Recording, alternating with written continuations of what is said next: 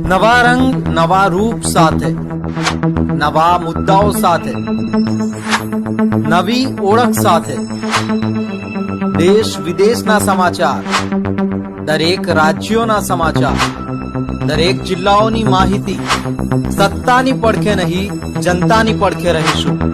Gujarat advance નવા અંદાજમાં. Bharuch number પ્લેટના નામે ધમકાવનાર પોતે જ નંબર પ્લેટ વગરની ગાડીમાં ઝડપાયા.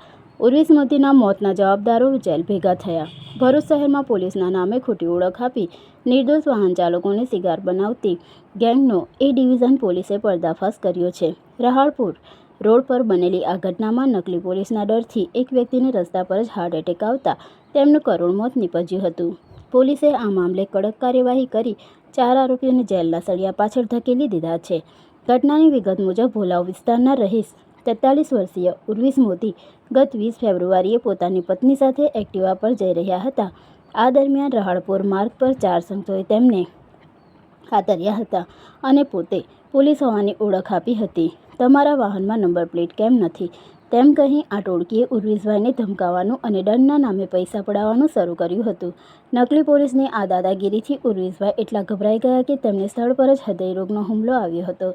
હોસ્પિટલ પહોંચતા પહેલાં જ તબીબોએ તેમને મૃત જાહેર કરતા પરિવાર પર આભ તૂટી પડ્યું હતું. મૃતકની પત્ની તૃપ્તિબેન મોદીની હૃદયદ્રાવક ફરિયાદના આધારે પીઆઈ RM વસાવાએ તપાસનો ધમધમાટ શરૂ કર્યો હતો. સર્વેલન્સ ટીમે ટેકનિકલ તપાસના આધારે યોગેશ બેલેરાવ, સંજુ વસાવા, પ્રિતેશ રાણા અને ભાવેશ વસાવા નામના 4 શખ્સોએ દબોચી દીધા હતા. નવાઈની વાત એ છે કે જે આરોપીઓ નંબર પ્લેટ મુદ્દે લોકોને ધમકાવતા હતા તેમની જ ગાડીઓ પર નંબર પ્લેટ નહોતો.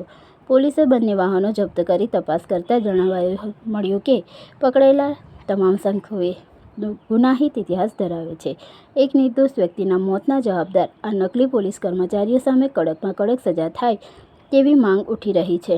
ભરૂચ પોલીસે નાગરિકોને અપીલ કરી છે કે કોઈ પણ વ્યક્તિ પોલીસની ઓળખ આપે તો પહેલાં તેનું ઓળખપત્ર માંગવું અને શંકા જાય તો તાત્કાલિક કંટ્રોલ રૂમમાં જાણ કરવી.